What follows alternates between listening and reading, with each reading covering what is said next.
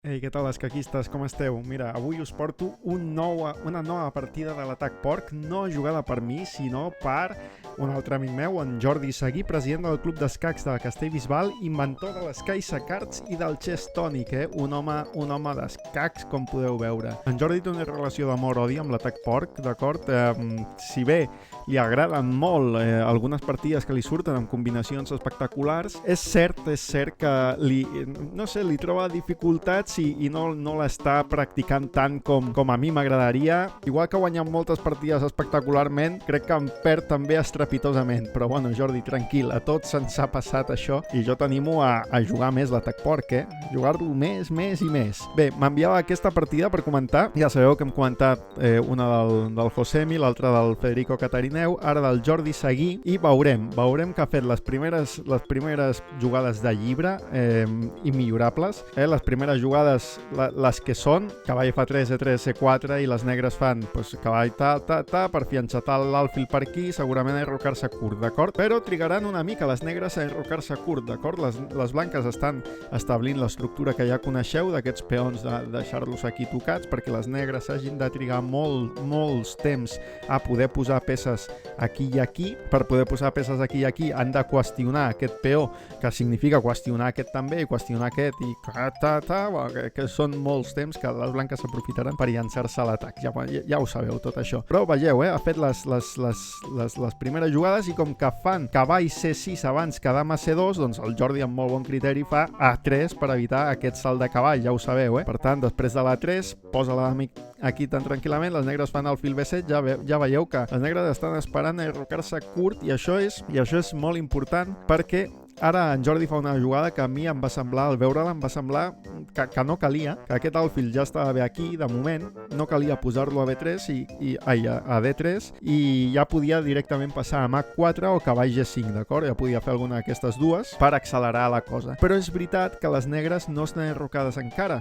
Per tant, si les blanques fessin A4 aquí massa alegrement, clar, les negres ja veurien que les blanques de seguida ja estan aquí obrint la columna i veuen tal qual i diuen, ostres, potser aleshores no m'enroco. A nosaltres ens interessa que s'enroqui perquè tot el sistema aquest de l'atac pel flanc d'R tingui sentit. Per tant, A4 i cavall G5 potser són massa descarades, no? Per tant, un alfil D3 no sembla tan descarat i a més és una jugada que a les negres tampoc, tenint aquests peons aquí, que aquest defensa aquest i aquest també defensa aquest, que posin l'alfil i la dama a la mateixa diagonal, és com, bueno, si vols entregar l'alfil endavant, no hi ha cap problema, no? Però ja sabeu que aquest alfil sempre molesta i de fet tindrà una importància capital en aquesta partida. Les negres no veuen perill per aquesta estructura de peons que tenen, diuen, home, no em faré res amb l'alfil, aleshores és ja quan, i encara no fa 4, però prepara el camí, no? Cavall aquí per, com veiem amb la partida del Catarineu, per portar-lo aquí, a recolzar l'avançament del peó, etc. D5 i ja passen a l'atac. Molt bé. Les negres segueixen avançant el peó. Ara sembla que l'alfil ja no hagi de jugar més en tota la partida si les negres volguessin, i això passa molt, que les negres pensen, vale, aquest alfil faré que no jugui en tota la partida. Llavors deixaran aquest peó aquí, aquest aquí i aquest aquí, d'acord? I això ho pensen molt les negres, de manera conscient o inconscient, juguen així. Què passa? Que moltes vegades compensa tenir una peça de menys, com seria aquest alfil, per tenir totes ja, aquest cavall aquí, aquest aquí, l'alfil, la dama aquí en aquesta diagonal, enrocar-se llarg, passar la torre per aquí o inclús doblar-la a la columna A. Compensa tenir una peça que momentàniament no et juga perquè totes les altres tinguin molta activitat i perquè les caselles que les negres els hi serviria per triangular, per jugar al mig del camp i tal, les tenen ocupades pels seus propis peons i no les poden aprofitar, llavors s'acaben col·lapsant. Això m'ha passat moltes vegades, que confien les negres en aquesta estructura central per deixar fora de joc aquest alfil, però tu pots fer escac i mat encara que tinguis una peça que no et jugui, i passa moltes vegades. Bé, seguim, efectivament, ja vam veure el vídeo de la partida del Catarineu, en la que el cavall feia tot aquest camí i acaba saltant H5. Vam titular el vídeo El camí del cavall a l'atac porc. Capturen. Aquesta posició és més recomanable capturar amb el de D que no pas amb el de F, però en moltes altres ocasions és més recomanable capturar amb el de F. Aquí amb el de D perquè acabaràs guanyant un temps, tu t'enrocaràs llarg, et quedarà aquesta torre aquí i guanyaràs un temps quan apartis l'alfil, d'acord? Tocant la dama. Per tant, està bé i a més obre la columna. L'important és que existeixi aquest peó de E3 i veieu que aquest cavall no pot saltar a D4, d'acord? No pot. Ara tampoc pot saltar a E5 perquè tu tens dues peces controlant la casella E5, d'acord?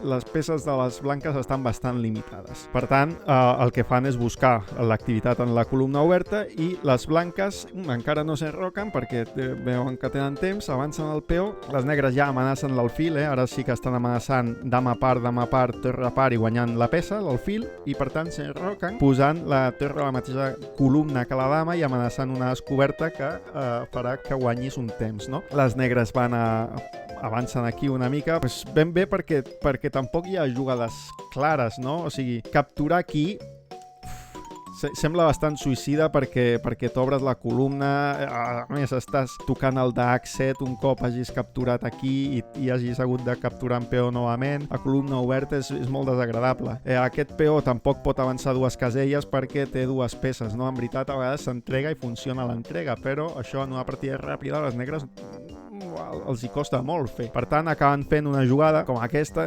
no sé què fer, no puc moure el cavall, no puc moure el fil, ja tinc això en aquesta columna, què he de fer?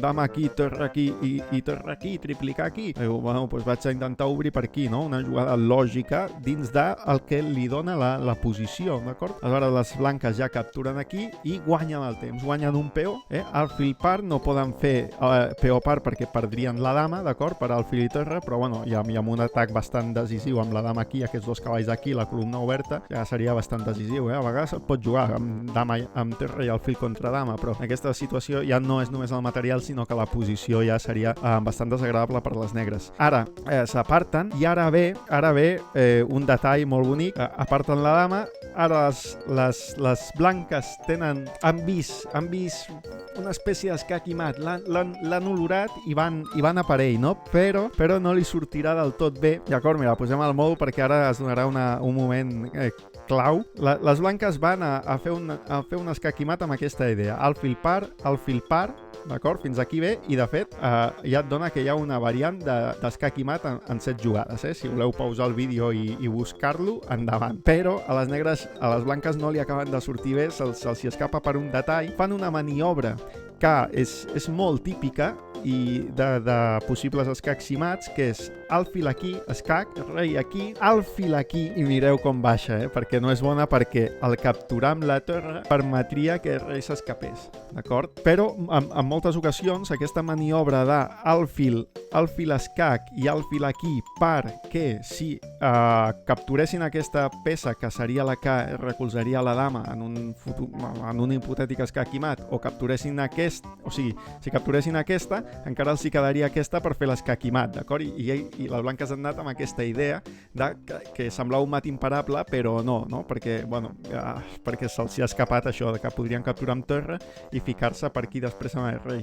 Però les negres no ho han vist, han capturat aquí, ve aquí, tal, capturen, i a veure, és normal no veure-ho, perquè estàs amb la pressió del temps, estàs allà amb els destrets de temps, amb la posició que està molt complicada, que has vist fantasmes per tot arreu, amb múltiples entregues de que si em saltarà amb el cavall per aquí, que si m'entregarà a la torre.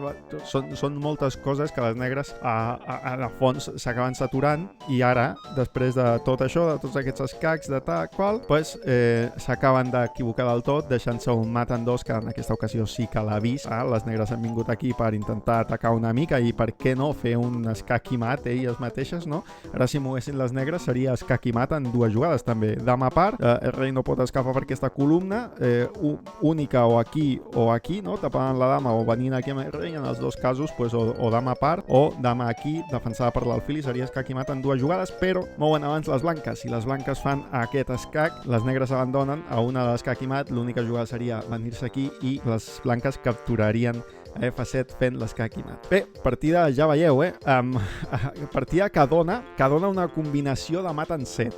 D'acord? Això seria com el problema del diari, vale? Allò de Blanca, Joan i guanya, Blanca es fan escac i mat en 7 jugades, doncs això ho facilita molt l'atac porc, facilita tenir unes combinacions d'aquest estil rocambolesques, perquè fer un mat en 7 és una mica rocambolesc, però bueno, us animo a que el busqueu. I després jo el detall que em quedaria d'aquesta partida és l'espera.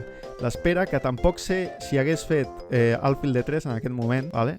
Perquè si vas amb H4 ja, tu ja has fet totes les jugades que marquen l'estructura de l'atac porc, vale? Són les jugades que marquen l'estructura. I vols anar a atacar, normalment les negres ja estan enrocades, però en aquest cas no.